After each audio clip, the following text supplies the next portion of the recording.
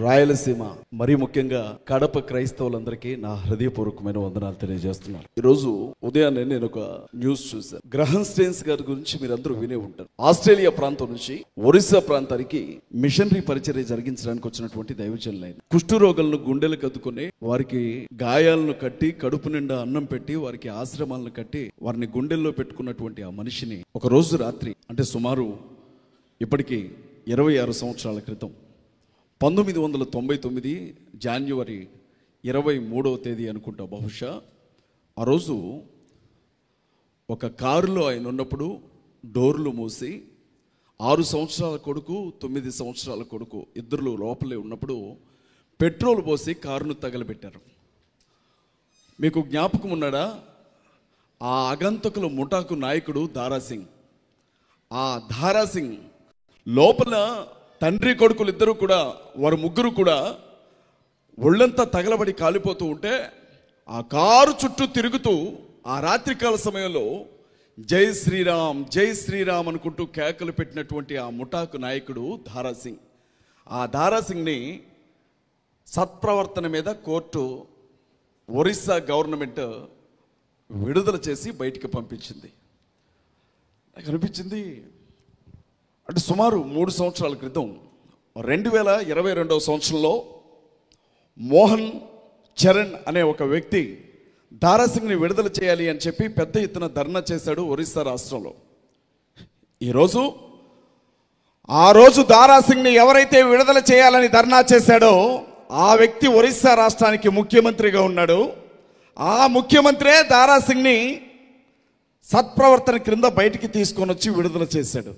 మన మధ్య గ్రహం స్టెయిన్స్ గారు లేరు, వారిద్దరు పిల్లలు లేరు, కానీ వారిని పొట్టన పెట్టుకున్న దారాసింగ్ మాత్రం గొప్ప జాతీయోద్యమ నాయకుడిలాగా మళ్ళీ ప్రజల మధ్య తిరుగుతున్నాడు. భయమేస్తుంది నాకు. రేపొద్దున క్రైస్తవుల పరిస్థితి భారతదేశంలో ఎలా ఉండబోతుందో తలుచుకుంటేనే భయమేస్తుంది నాకు. భారతదేశానికంటూ అధికారికమైన మతం ఏమీ లేదు. ఈ దేశంలో హిందూ మతానికి ఎలాంటి గౌరవం ఉంటుందో క్రైస్తవ మతానికి, ముస్లిం మతానికి, బౌద్ధ మతానికి, జైన మతానికి, సిక్కు మతానికి, అన్ని మతాలకు అదే ప్రాధాన్యత ఉంటుంది. భారతదేశ రాజ్యాంగం ప్రకారంగా మనకు మత స్వేచ్ఛ ఉంది. సుప్రీంకోర్టు ఇచ్చిన తీర్పును బట్టి 18 సంవత్సరాల వయసు నిండిన ప్రతి ఒక్కరూ తనకు నచ్చినటువంటి దేవుణ్ణి నమ్ముకోవచ్చు. తను నమ్ముకున్నటువంటి దేవుని గురించిన మతాన్ని నిర్భయంగా ప్రకటించుకోవచ్చు. దానికి వాక్ స్వాతంత్రపు హక్కు ఉంది, భావ ప్రకటన స్వాతంత్రపు హక్కు ఉంది. కానీ ఇవాళ భారతదేశంలో ఏం జరుగుతుంది? 1947 ఆగస్టు 15 అర్ధరాత్రి పూట మనకు స్వతంత్రం వచ్చింది అని చిన్నతనం నుంచి కూడా నాతో చెప్పారు. మీతో కూడా అదే చెప్పుంటారు. మరి భారతదేశంలో బ్రతుకుతున్న క్రైస్తవులకు ఇంకా స్వతంత్రం రాలేదా అని చెప్పి నేను అడుగుతా ఉన్నా. ఇవాళ బైబిల్ గ్రంథాలను ఎలా తగలబెడుతున్నారో మీరు చూస్తున్నారా? ప్రపంచ జనాభాలో అత్యధిక జనాభా యేసుక్రీస్తు ప్రభును మాత్రమే నమ్ముకుంటారా? యేసుక్రీస్తు ప్రభు అంటే ప్రాణం ఉంటుంది ఒక్కొక్కరికి.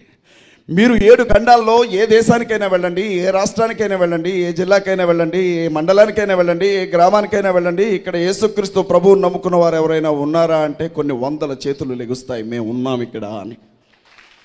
అపోస్తలుడైన పౌలు రాజుగారి ముందు నిలవబడి సాక్ష్యం ఇచ్చిన తర్వాత జైల్లో ఉన్నప్పుడు యేసుక్రీస్తు ప్రభువు ఆత్మ అపోస్తలుడైన పౌలు దగ్గరకు వచ్చి ఒక మాట చెప్తాడు. ఏమనంటే, పౌలు, నువ్వు అద్భుతంగా సాక్ష్యం ఇచ్చావు, రేపు కూడా నువ్వు ఇలాగే మాట్లాడాల్సింది, నువ్వు భయపడకు, ఈ పట్టణంలో నాకు అనేక మంది ప్రజలు ఉన్నారు అని చెప్పాడు.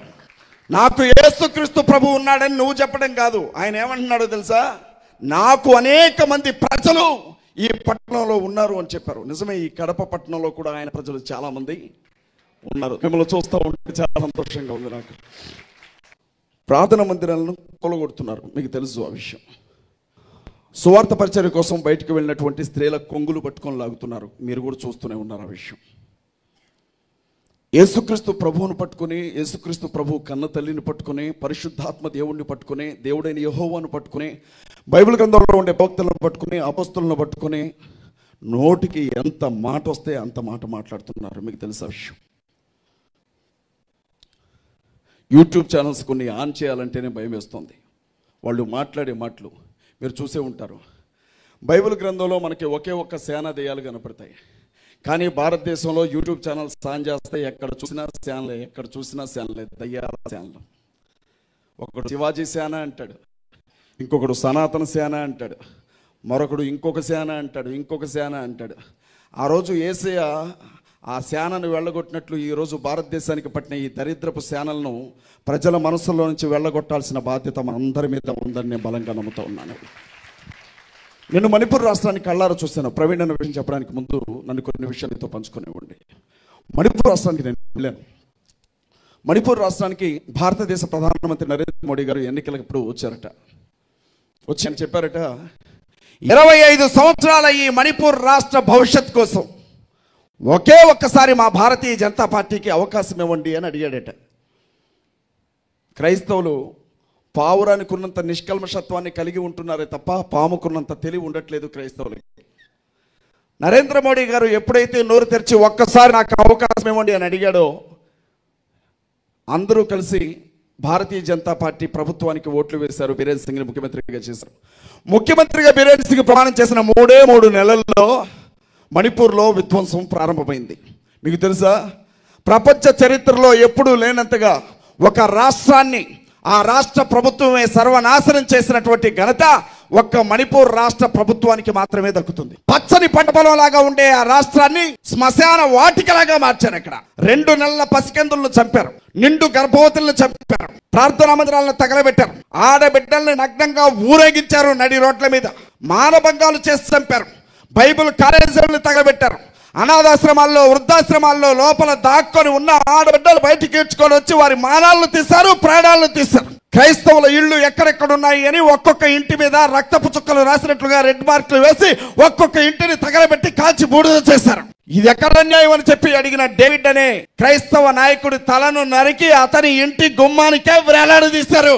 మీకు తెలుసా, అదే సమయంలో భారతదేశ సైన్యంలో పనిచేస్తున్నటువంటి ఒక ఆర్మీ సైనికుడు ప్రపంచ ప్రజలకు, భారతదేశ ప్రజలకు ఒక సందేశాన్ని పంపించాడు. ఏమనంటే, శత్రువుల చేతుల్లో నుంచి భారతదేశాన్ని అయితే కాపాడుకోగలిగాము, కానీ ఈ మతోన్మాదుల చేతుల్లో నుంచి నా భార్యను మాత్రం ప్రార్థనా మందిరాల మీద మైకులు వాడడానికి వీలేదు. కలెక్టర్ దగ్గర నుంచి అనుమతి తెచ్చుకొని కట్టని ప్రతి ప్రార్థనా మందిరాన్ని మూసివేశారు. ఇవాళ భారతదేశంలో ఉండే 29 రాష్ట్రాల్లో 12 రాష్ట్రాలు మత మార్పిడి నిరోధక బిల్లు అనే కత్తి క్రింద వేలాడబడుతుంటే పాస్టర్స్ అందరూ ఉంటే జైల్లో ఉన్నారు, లేదా సేవా పరిచర్యను వదిలిపెట్టి పంట పొలాల్లోనికి వెళ్ళిపోతున్నారు.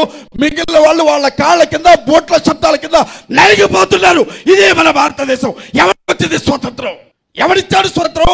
ఎవడు తెచ్చాడు స్వతంత్రం? ఎవడికి వచ్చింది స్వతంత్రం? ఎవడు అనుభవిస్తున్నాడు స్వతంత్రం? ఈ మాత్రం దానికి ప్రజాస్వామ్య దేశం అని చెప్పడం ఎందుకు?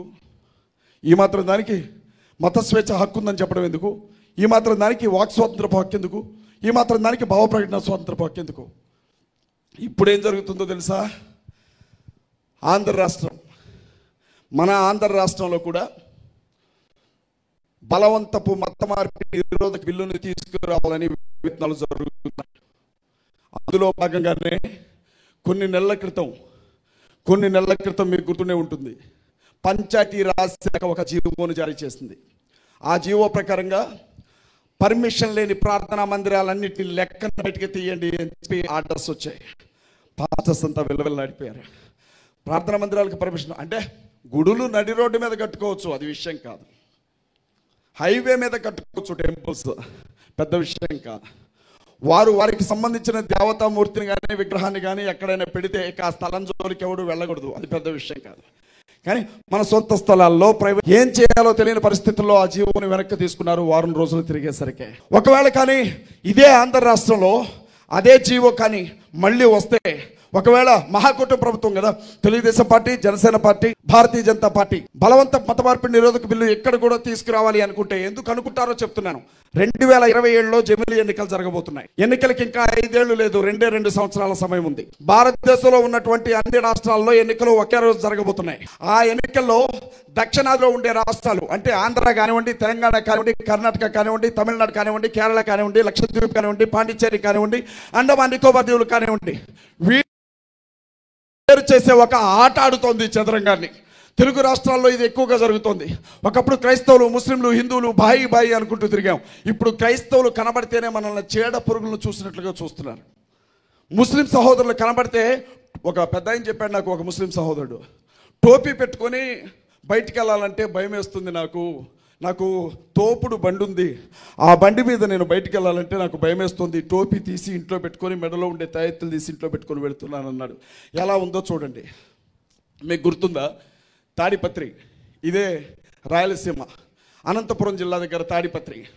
హెబ్రోన్ సంఘానికి సంబంధించినటువంటి కొంతమంది సేవకులు సువార్త పరిచర్య కోసం వెళితే సేవకుల కార్లను పగలగొట్టి సేవకులను బలవంతంగా పట్టుకొని సేవకుల భార్యల ఒంటి మీద ఉండే చీరలను లాగి అక్కడ ఉన్న పెద్ద మనుషులు అన్న మాట ఏంటో తెలుసా? నేను ఈ మాట అనకూడదు, మా స్టీవెన్ అన్న కోపడతాడు నా మీద, కానీ చెప్పాలిగా. ఏమన్నారో కూడా తెలియాలిగా.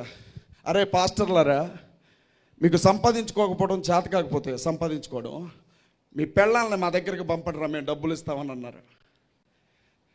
ఇవాళ ఈ దేశంలో పుట్టాం, ఈ దేశంలో పెరిగాం, ఈ దేశంలోనే బ్రతుకుతున్నాం. మన తాత ముత్తాతలు బ్రతికిన దేశం ఇది, ఈ దేశ పౌరులం. అయినా మనకి ఈరోజు నోరు తెరిచి ఉన్నది ఉన్నట్లుగా మాట్లాడే అధికారం లేదు. ఒక్కసారి ఆ బిల్లు కానీ ఆంధ్రాకు వస్తే మనల్ని నిజంగా ఇక దేవుడే కాపాడాల్సి ఉంటుంది. మనల్ని కాపాడడం ఎవడి వల్ల కాదు.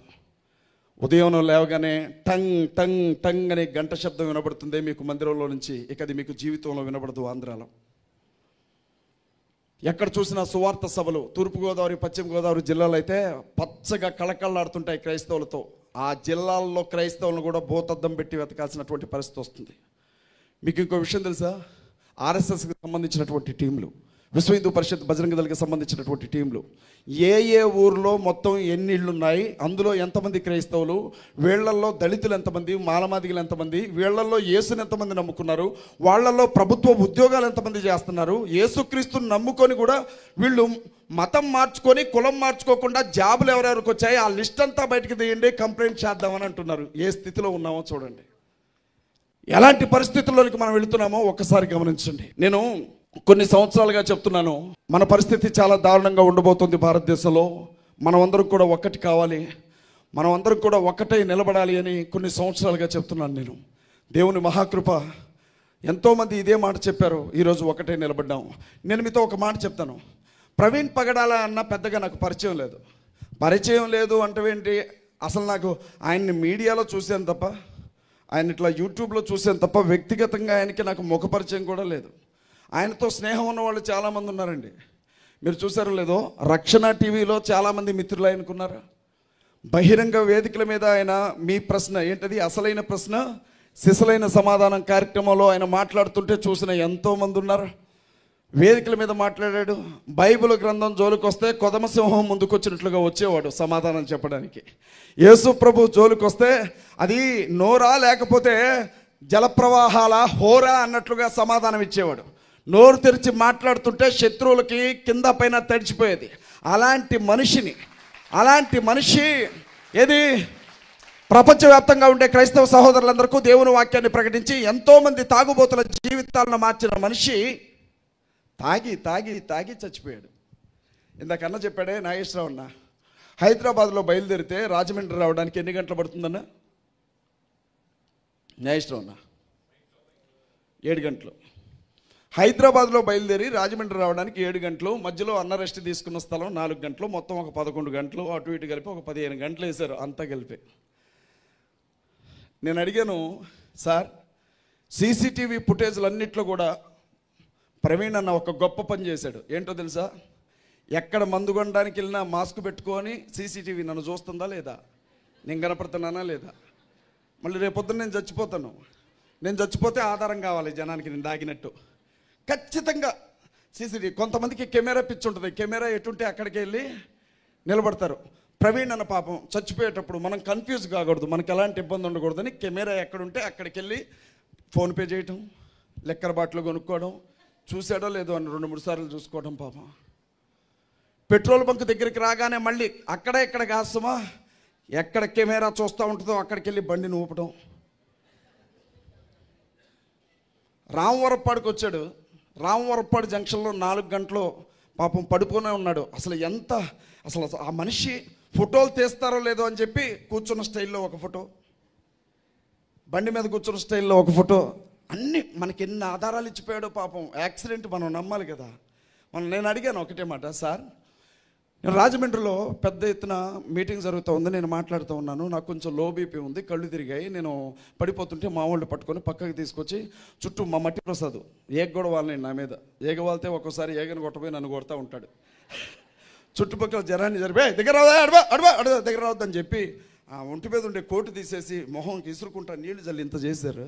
4 గంటలంట ప్రవీణ్ పగడాల అన్న రామవరప్పాడు జంక్షన్ దగ్గర పడిపోయి ఉంటే అంట హెల్మెట్ తీయలేదంట, మాస్క్ తీయలేదంట.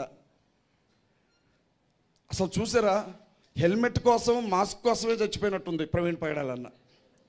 అన్ని గంటలు చివరికి 4 గంటల పాటు హెల్మెట్తోనే పడుకున్నాడంట అన్న. ఇంకొకసారి హత్య గిత్య అంటే ఈపులు పగిలిపోతాయి ఒక్కొక్కరికి. ఐజీ గారు చెప్పారు, నమ్మమని. నమ్మరా మీరు? ఇది ఖచ్చితంగా యాక్సిడెంటే, మీరు నమ్మాలా. ప్రవీణ్ పగడాల అన్న యాక్సిడెంట్ ఎంత బాగా జరిగిందంటే, మనిషి రోడ్డు నుంచి 9 అడుగులు, మేము వెళ్ళాం కదన్నా, అందరం వెళ్ళాం. రోడ్డు నుంచి 9 అడుగుల దూరం ఉంటుంది. మహా అయితే నడుచుకుంటూ కొలిసి మరీ చూపించాడు హర్ష్ కుమార్ అన్న. అయితే మనిషి పడిపోయి ఉన్నాడు. బుల్లెట్ని దుప్పటి కప్పినట్టు కప్పు ఉంది బుల్లెట్, కాళ్ళ నుంచి తల వరకు. ప్రపంచంలో ఎన్నో యాక్సిడెంట్లు, విచిత్రమైన యాక్సిడెంట్లు జరిగాయి. ఫ్లైఓవర్ మీద వెళ్ళే కార్లు కిందకొచ్చబడిన సంఘటనలు చూసాం. సంబంధం లేనివాడు చచ్చిపోయినా కూడా చూసాం. కానీ బండిని మీద పెట్టుకొని చచ్చిపోయినాడు ప్రపంచంలో ఎవరైనా ఉన్నారు అంటే ప్రవీణ్ పగడాల అన్న మాత్రమే. అంత చక్కని చావు ఇంకెవరికి రాదు. మీకు తెలుసా, ఆయనకి ఎప్పుడు కూడా ఇక్కడ ఒక స్పెట్స్ ఉంటుంది. బండి మీద జర్నీ చేసేటప్పుడు కళ్ళకి ఆ స్పెట్స్ పెట్టుకొని వెళ్తూ ఉంటాడు. చాలా దూరం వెళ్ళిపోయిన తర్వాత కూడా ఆ స్పెట్స్ తీయలే ఆయన. ముఖం కనిపించడం కోసమే వైన్ షాపుల దగ్గర పర్టికులర్గా స్పెట్స్ తీశాడంతే, ఇంకెక్కడ తీల. ఆ బండి మీద పడేటప్పుడు కళ్ళజోడు ఎక్కడ ఇరిగిపోద్దో కష్టపడి కొనుక్కున్న కళ్ళజోడు అని చెప్పి పాపం ముందు ఆ బండి వచ్చి గాల్లో ఎగిరొచ్చిందంట. మరి నాకు తెలియదు ఆ విషయం, పోస్ట్ మార్టం రిపోర్ట్లో చెప్తుంటే చూసా. ముందు మనిషి పడ్డాడట, తర్వాత బండి ఎగిరిందంట. బాలకృష్ణ సినిమానే ఏమైనా సుమో ఎగిరినట్టు ఎగరడానికి. ఇది బండి ఎగిరొచ్చే లోపే ఇక నేను చచ్చిపోతున్నా అని అర్థమైన ప్రవీణ్ అన్న కళ్ళజోడు తీసి జాగ్రత్తగా మడత పెట్టి పక్కన పెట్టి, మాస్క్ తీసి జాగ్రత్తగా పక్కన పెట్టి వాటికి బాయ్ బాయ్ చెప్పి చచ్చిపోయాడు బండి మీద పడి. మనిషిని చంపారు. ముందు మాట్లాడితే కేసులు పెడతా ఉంటున్నారు. ఇప్పుడు ఆయన వ్యక్తిత్వాన్ని చంపుతున్నారు. మీకు తెలుసో తెలీదు, నాకు వచ్చిన అనుమానం, సహజంగా అనుమానాలు వస్తుంటాయి కదా. ఆ రోజు ప్రవీణ్ అన్న చనిపోయారు అన్న విషయం దావాలంలాగా అన్ని రాష్ట్రాలకి పాకింది. అందరూ కూడా ఏమై ఉంటుంది ఏంటి అని టెన్షన్లో ఉన్నారు. అందరూ కూడా ఏం జరుగుంటుంది, ఎవరు చంపారు, యాక్సిడెంట్ అంటున్నారు, హత్యలాగా ఉంటుంది, ఇది పరిస్థితులు చూస్తూ ఉంటే ఇవన్నీ ఏంటి అని చూస్తూ ఉంటే హైదరాబాద్ నుంచి హమారా ప్రసాద్ అని ఒకడు ఉన్నాడండి. చిన్నజీయర్ స్వామికి గురువు గారు హమారా ప్రసాద్. చిన్నజీయర్ స్వామికి, పరిపూర్ణానంద స్వామికి గురువు గారు అన్నమాట. హమారా ప్రసాద్ అంటారు ఆయన్ని. చాలా తెలివి కలిగిన వ్యక్తి, జ్ఞానం కలిగిన వ్యక్తి. ఇంట్లో కూర్చొని ఒక స్టేట్మెంట్ ఇచ్చాడు. ఏంటో తెలుసా, అప్పటికి ఇంకా పోలీసులు రాలా, యాక్సిడెంట్ జరిగిన స్థలానికి వెళ్ళా, ఆ స్థలం చుట్టూ ఏ విధమైనటువంటి రిబ్బెన్లు కట్ల, ఇంకా అక్కడ ఏం జరిగిందో ఎవరికి తెలియదు. అసలు ఆ మనిషి డెడ్ బాడీని ఇంకా పూర్తిగా తీసుకొని హాస్పిటల్ దగ్గరికి రాలా. అప్పుడు వీడు ఏం స్టేట్మెంట్ పెట్టాడో తెలుసా, కడుపు నిండా తాగి చచ్చిపోయి ఉంటాడు, పోస్ట్ మార్టం రిపోర్ట్ కూడా అదే వచ్చింది చూసుకుంటా అన్నాడు వీడు. నేను అడిగాను, యారా నువ్వును మా అన్న ఎప్పుడు తాగారా, ఎక్కడ తాగారా అని అడిగాను నేను. ఖచ్చితంగా ఆ మనిషి తాగే చచ్చిపోయాడు అంటున్నావు కదా, నువ్వు మా అన్న ఎప్పుడైనా బార్ షాప్లో కూర్చొని తాగారా అని అడిగాను నేను. వాడు అలాగే అన్నాడు, కరుణాకర్ సుగ్గున అలాగే అన్నాడు, లలిత్ కుమార్ అలాగే అన్నాడు, ధర్మార్గం భాస్కర్ రాజు అలాగే అన్నాడు, పార్వతక్క అలాగే ఉంది. ఇక ఒక్కళ్ళేంటి. నా అనుమానం ఏంటంటే, మనిషి చనిపోయినటువంటి విషయం ఇంకా కుటుంబానికి కూడా పూర్తి వివరాలు తెలియకముందే తాగే తాగే తాగే తాగే యాక్సిడెంట్ అయి చచ్చిపోయాడని మొదటి రోజే వీళ్ళు చెప్పారు. అంటే ఎంత జాగ్రత్తగా స్కెచ్ గీసి ఉంటారో ఒక్కసారి ఆలోచించండి. చివరికి పోస్ట్ మార్టం రిపోర్ట్లో ఏం చెప్పారు, తాగి తాగి తాగి తాగి మళ్ళీ తాగి, ఒక్క తాగి కాదు, 2 తాగులు కూడా కాదు, 3 తాగులు తాగి తాగి తాగి యాక్సిడెంట్ అయ్యి చచ్చిపోయాడు. నేను చెప్తా ఉన్నా, దేవుని శాపము ఆయన రక్తం ఒలికించినటువంటి స్థలాన్ని వదిలిపెట్టదు చెప్తున్నాను నేను. ఎవడెవడైతే ప్రవీణ్ పగడాల అన్న యాక్సిడెంట్ వెనక ఉన్నాడో వాడికి కూడా కుటుంబం ఉంటుంది అన్న విషయాన్ని మర్చిపోవద్దు. వాడికి భార్య ఉంటుంది, వాడికి బిడ్డలు ఉంటారు, వాడికి తల్లిదండ్రులు ఉంటారు, వాడికి కుటుంబం ఉంటుంది.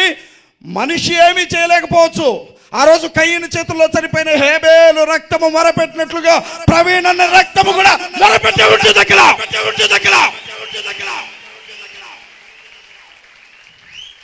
పోస్ట్ మార్టం చేయడానికంటే ముందుగా ఆ మనిషి ఒంటి మీద ఉండే ప్యాంట్ తీసి షర్ట్ తీసి ఎక్కడెక్కడ గాయాలు ఉన్నాయని చూశారు. మీకు తెలుసా, 6 అంగుళాల గాయం ఒకటి తొడ మీద ఉంది, కాలిన గాయం. ఉన్నారు కదా, 6 అంగుళాల గాయం కాలినట్లుగా. సైలెన్సర్ మీద పడి ఒకవేళ తొడ కాలిందే అనుకుందాం, ప్యాంట్ కాలిద్దా కాలదా? కానీ ప్యాంట్ కాల్లా, తొడ మాత్రమే కాలింది. ఎందుకని అడిగితే కేసు పెడతా. ఎందుకని అడగొద్దు కేసు. మీరు బాగా గుర్తుపెట్టుకోండి. పెట్టారు నా మీద కేసు ఆల్రెడీ రాజానగరంలో. అభి నీ మీద పెట్టారా? అభికి కూడా వచ్చాయి ఆల్రెడీ కాల్స్. ఎందుకని అడుగుతారేంటి? ఎందుకని అడుగుతారేంటమ్మా? నమ్మండి అంతే. చెబుతున్నాము, నమ్మాలి మీరు. నేను చెప్తున్నాను, ఇంత దారుణమైనటువంటి మరణం వెనక ఉన్నటువంటి వ్యక్తులు ఎవరైతే ఉన్నారో, దేవుని ఉగ్రత వారి పిల్లల తరాల వరకు వెంటాడుతుంది. వాడిని వదిలిపెట్టడు దేవుడు, వదిలిపెట్టడు. ఇక ఈ విషయాల గురించి నేను మాట్లాడుతున్నానని నన్ను అరెస్ట్ చేశారు. అరెస్ట్ చేసి జైలుకి తీసుకెళ్లారు. ఇక అదంతా మీరు విన్నారు. మళ్ళీ ఏడ్చే ఓపిక కానీ, ప్రతి చోట ఏడ్చే అంత తీరిక కానీ నాకు లేదు.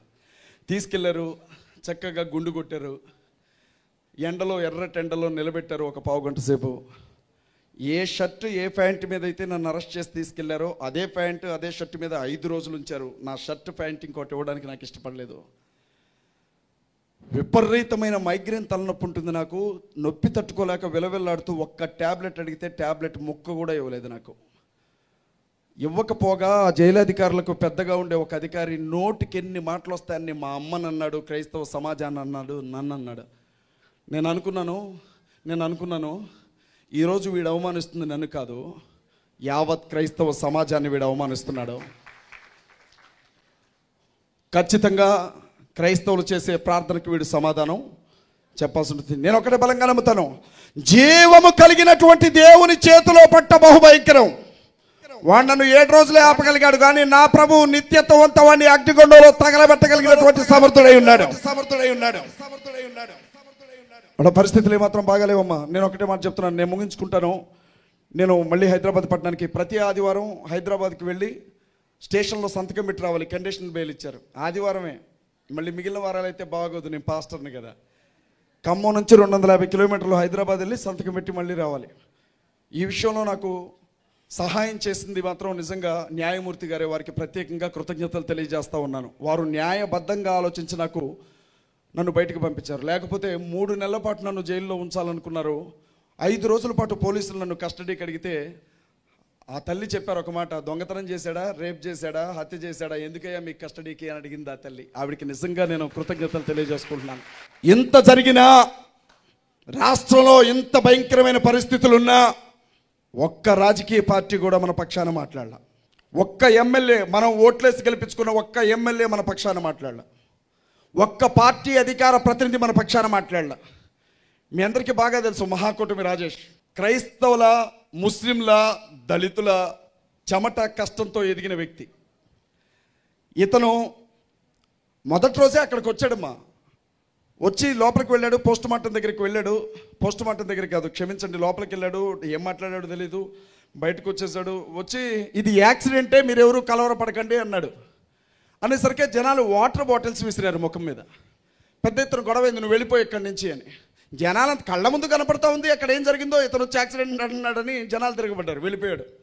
2వ రోజే గౌరవనీయులు ఆంధ్ర రాష్ట్ర ముఖ్యమంత్రి గారు చంద్రబాబు నాయుడు గారి కుమారులు నారా లోకేష్ గారు, జరిగింది యాక్సిడెంటే, కానీ మీకు అనుమానాలు ఉన్నాయంటున్నారు కాబట్టి ఒక 10% దర్యాప్తు కూడా చేపిస్తామని చెప్పారు.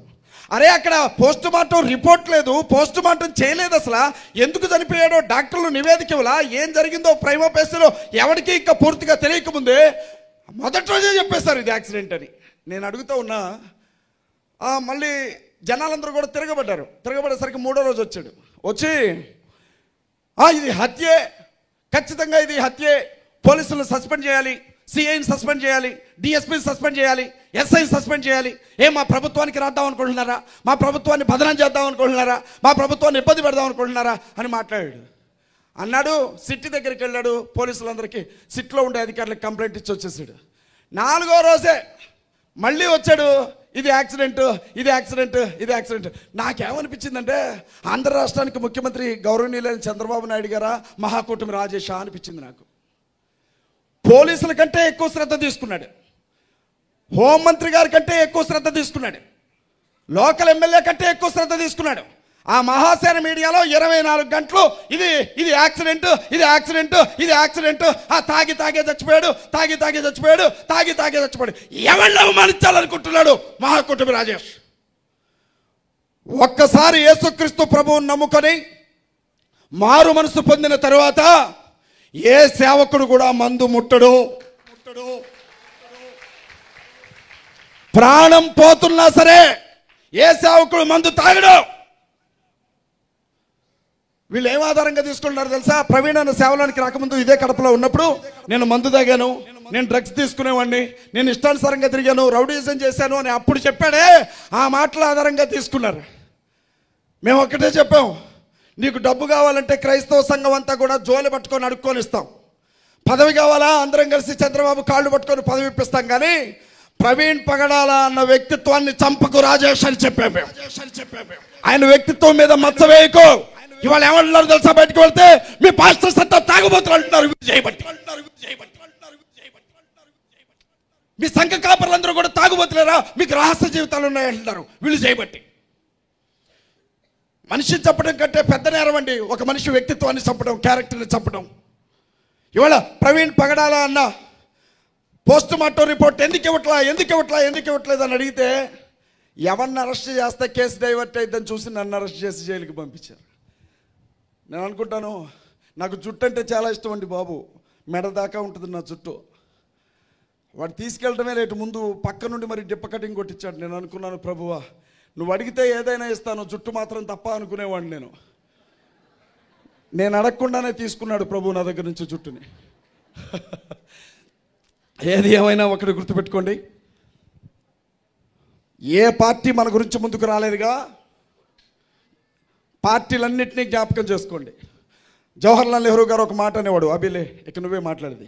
జవహర్లాల్ నెహ్రూ గారు ఒక మాట అనేవాడు, క్రైస్తవులు నిద్రపోతున్న సింహాలు, వారిని అలాగే పడుకొనివ్వండి, జూలు పట్టుకొని లేపారో వాళ్ళు లెగిచారో వాళ్ళు వేటాడతారు అని చెప్పేవాడు. ప్రవీణ్ పగడాల అన్న మరణంతో ఒక్కసారిగా ఉలిక్కిపడి లేచాయి క్రైస్తవ సింహాలన్నీ. నేను చెప్తా ఉన్నా నీ బాగా మీరు అంటరాని వాళ్ళని ఎవరిని అంటున్నారో, మీకంటే ఎక్కువగా ఆంగ్ల భాషను మాట్లాడగలరు, మీకంటే ఎక్కువగా స్పష్టమైన భాష వినిపించగలరు, మీకంటే మీకంటే అద్భుతంగా జీవించగలరు. కానీ బట్టి ఇవాళ మా గొంతును నరికారు కాబట్టి ఇంకా ఏ గొంతు దానికి వ్యతిరేకంగా వచ్చినా సమాధానం చెప్పకుండా మాత్రం వదిలిపెట్టాం. సిద్ధంగా ఉన్నాం. ఏ పార్టీ వాడు వస్తాడో, ఏ రాజకీయ పార్టీ వాడు వస్తాడో, ఎవడొచ్చి ఓటు అడుగుతాడో చూస్తాను. ఏంటండి 8,000 మందికి పాస్టర్ల గౌరవ వేతనం ఎంతమందికి పడ్డదండి? పాస్టర్ల గౌరవ వేతనం ఎంతమందికి పడ్డది? 8,000 మందికి పడ్డది కదా. అధికారంలోనికి వచ్చిన రోజు నుంచి ఈ రోజు వరకు అడిగితే దిక్కు లేదు. కానీ మొత్తం 83,000 మంది పాస్టర్లు ఉన్నారు ఆంధ్రాలో. 8,000 మందికి మనిషికి 35,000 చొప్పున ఇచ్చాడండి. ఎందుకు? ప్రవీణ్ పగడాల విషయాన్ని మర్చిపోండి, నెక్స్ట్ పంచాయతీ ఎన్నికలు వస్తానే నాకు ఓటేయండి అని.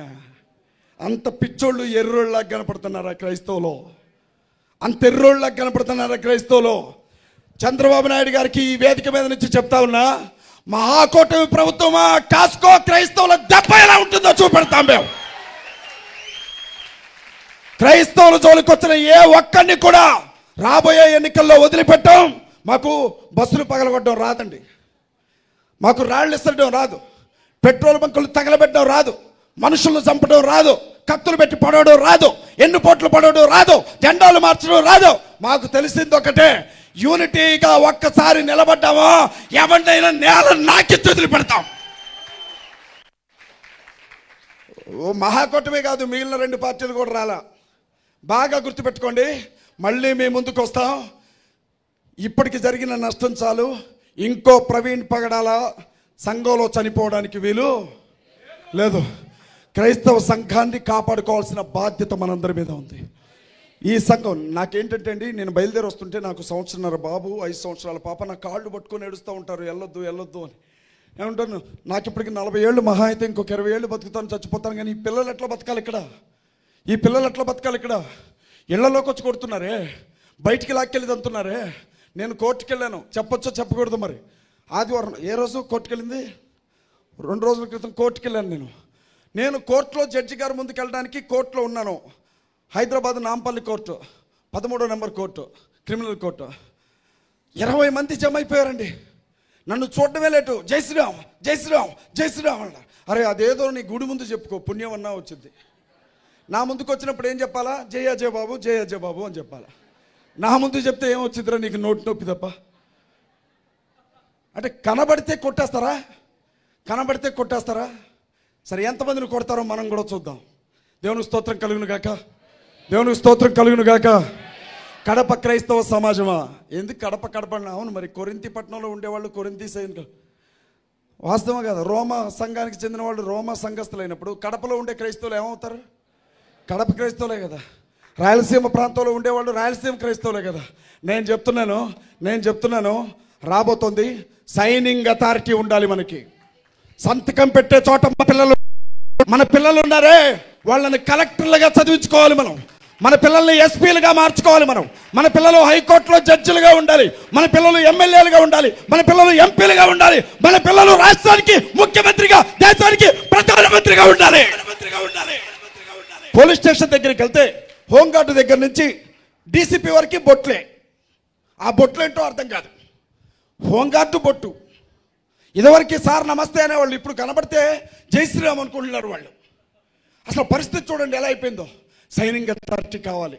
నేను ఒక్కటే అడుగుతా ఉన్నా, పిల్లల గొంతు నొక్కొద్దు. వాళ్ళు ఏం చదువుకోవాలనుకుంటే చదువుకొనిద్దాం. వాళ్ళకి కావాల్సిన శిక్షణ శిబిరాలను మేము ఏర్పాటు చేస్తాం.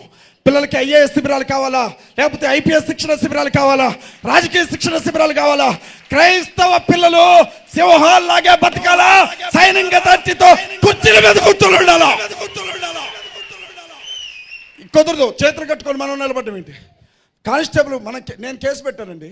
హమారా ప్రసాద్ మీద, లలిత్ కుమార్ మీద, మహాసేన్ రాజేష్ మీద, ఇంకెవడాడు కరుణాకర్ సుగ్గునా మీద, రాధా, వాడు నా గర్ల్ ఫ్రెండ్ అండి, రాధా మనోహర్ దాస్. వాడు నా గర్ల్ ఫ్రెండ్ అడు, తప్పుగా అనుకోకండి. నా పేరు చెప్పకపోతే నిద్రపడ్డదాడికి. నేనేమన్నానంటే, అరే నా గుండు కొడితే కొట్టారు, నీ విగ్గులు ఆగుతారేమో చూసుకోరా అని చెప్తాను. ఆడు పిల్లకి ఇలా అఫిషియల్గా ముందుకేసుకుని తిరుగుతాడు. నేను చాలా చోట్ల చెప్పాను, అది పిల్లకి కాదురా, విగ్గురానైనా అది విగ్గురా, నమ్మకండిరా. నేను మంచిగుండు రాదా అని అంటే నా మాటలు నా ఇంట్లోంచి చల్లగొట్టానండి రాధా మనోహర్ని. బయటికి వెళ్ళిపోయి రాధా మనోహర్ నన్ను వదిలిపెట్టి, నా ప్రేమను వదిలిపెట్టి బయట గాలి తిరుగుతున్నాడు. మీకు ఎక్కడన్నా రాధా కనపడితే చెప్పండి, నీ మాజీ ప్రియుడు విరహ తాపంతో రగిలిపోతున్నాడు, ఒకసారి అజయ్ బాబుతో మాట్లాడమని చెప్పండి. రాధా కలిస్తే దేనికి పనికిరాని మూలన కూర్చున్న ముస్లింలు కూడా గౌరవించని మంద ఇవాళ క్రైస్తవుల మీద గంగిరెద్దులు కాళ్ళు దూసినట్లుగా దూవుతా ఉన్నారు. ఒక్కొక్కరికి మనం సమాధానం చెప్పాలా? పాస్టర్లు సేవ చేయండి, సువార్థికులు సేవ చేయండి. యవనస్తులను మాత్రం మనల్ని కాపాడుకోవడం కోసం నెహెమ్యాకి ఇచ్చినట్లుగా నాయకత్వానికి అప్పచెప్పండి. రాబోయే రోజుల్లో మనల్ని ఎలా వాళ్ళు ఇబ్బంది పెడతారో మనం కూడా చూద్దాం. మనకెవ్వడు రాడు, దేవుడే మనకి తోడు. ఆయన తోడుతో నాయకులు తయారు చేసుకొని ముందుకు వెళ్ళాలి. మల్లికార్జున అన్న ఒకరోజు ఒక ట్రక్లో మాట్లాడుతున్నారు. ఆయన రాష్ట్రాలు మొత్తం తిరుగుతారు. అన్న నీ కాళ్ళకి దండం అన్న, ఏం ధైర్యం అన్నా నీది అసలు. మాట్లాడుతూ ఉంటే ఆడోళ్ళు వచ్చారు గొడవకి. గొడవకి వచ్చారు. మనోళ్ళు ఉంటే అదేందో వాడొక్కడే వస్తాడు, మనం 100 మంది ఉంటాం, వెనక్కి తిరిగి వెళ్ళిపోతూ ఉంటాం. మనం పిల్లులమా? అభి ఉన్నాడు, చివరి మాట క్షమించండి, ఎక్కువ టైం తీసుకున్నాం. అభి ఉన్నాడు, ఒక వేరే మతానికి చెందిన వ్యక్తి. నన్ను వచ్చి కొట్టాడండి. యేసయ్య, అభి నన్ను తెలియక కొట్టాడు, అభిని క్షమించు అని చెప్పాలి. అంతే కదా. నేనేమంటున్నానంటే, అభి నన్ను ఒక దెబ్బ కొట్టగానే నేను 2 కొడతా. కొట్టి నేనేమంటానంటే, యేసయ్య తట్టుకోలేక కొట్టాను, నన్ను క్షమించు అంట. నన్ను క్షమించడా అని అడుగుతున్నా నేను. నన్ను క్షమించడా? కృప నీకేనా, నాకు లేదా? పాముకున్న వివేకం. ఏమండి, మీరు ఎప్పుడైనా పాము దగ్గరికి వెళ్తే పాము ఏం చేస్తుంది? బస్సు అంటుంది. కాదు కొడదాని దగ్గరికి వెళ్తే కాటు వేయడానికి కూడా వెనకాడదు. అవునా కదా? పావురంకున్నంత నిష్కల్మషత్వమే కాదు, పాముకున్నంత తెలివి కూడా నీకు ఉండకపోతే అసలు సువార్థికులకు బయటికి ఎవడెళ్ళమన్నాడు? నిన్ను క్రైస్తవులు పరువు తీయడానికి వెళ్తున్నావా బయటికి? వాడు వాడు ఏమంటారు అవి గ్లాసులు పట్టుకొని గిన్నెలు పట్టుకొని కొట్టుకుంటూ వచ్చేస్తున్నాడు వాడు. పాములాగా భయపెట్టండి. దేవునికి స్తోత్రం కలుగును గాక. పాముకున్న వివేకం అదే. ప్రాణం పోయే కాడికి వస్తే కాటు కూడా వేయడానికి సిద్ధపడుతుంది, దాని వివేకం అదే. ప్రాణం పోయే కాడికి వస్తే దేనికైనా సిద్ధపడుతుంది, దాని వివేకం అదే. పావురంలాగా ప్రభు సేవ చేద్దాం, పాములాగా మనల్ని మనం కాపాడుకుందాం. నాకు ఈ అవకాశం ఇచ్చిన అభినయ్. నేను జైల్లోకి వెళ్ళిపోయాను. ఎంతోమంది పాస్టర్స్ ఉన్నారు. నా గురించి మాట్లాడిన ఒకే ఒక్క గొంతు అభినయ్ మాత్రమే. ఉదయం ఒక లైవ్, మధ్యాహ్నం ఒక లైవ్, సాయంత్రం ఒక లైవ్. నేను జైల్లో ఉన్నాను, అభయ్ వచ్చాడు. అందగాడు కదా, నాకేమో జుట్టు కొట్టేసింది. మరి అవన్నీ తెల్లంటికలు రంగేసుకొని వచ్చాను మీ దగ్గరికి. చిక్కాగా కనపడతా ఉంది. అభి నాతో అన్నాడు, చెల్లిని తీసుకొని వచ్చాడు సుప్రియని. ఏమన్నంటే, నువ్వు జైల్లో ఎన్ని రోజులు ఉంటావా? నేను హైదరాబాద్లో అన్ని రోజులు ఉంటా. నిన్ను తీసుకొని మీ ఇంటికి వెళ్ళాకే నేను హైదరాబాద్ నుంచి వెళ్ళిపోతానని చెప్పాడు. అభి మాటిస్తా ఉన్నా, ఈ కంఠంలో ఊపిరున్నంత వరకు ఎలాంటి పరిస్థితులు ఎదురైనా మీ కడపకి నేను రుణగ్రస్తుడిగా ఉంటాను, అభిని కాపాడుకుంటానని మీ అందరికీ మాటిస్తూ, వేదిక మీద ఉన్న పెద్దలందరికీ, మా స్టీవెన్సన్ అన్నకి హృదయపూర్వకంగా నమస్కారం తెలియజేస్తూ సెలవు తీసుకుంటున్నాను. మీ అందరికీ వందనాలు. Thank you very much.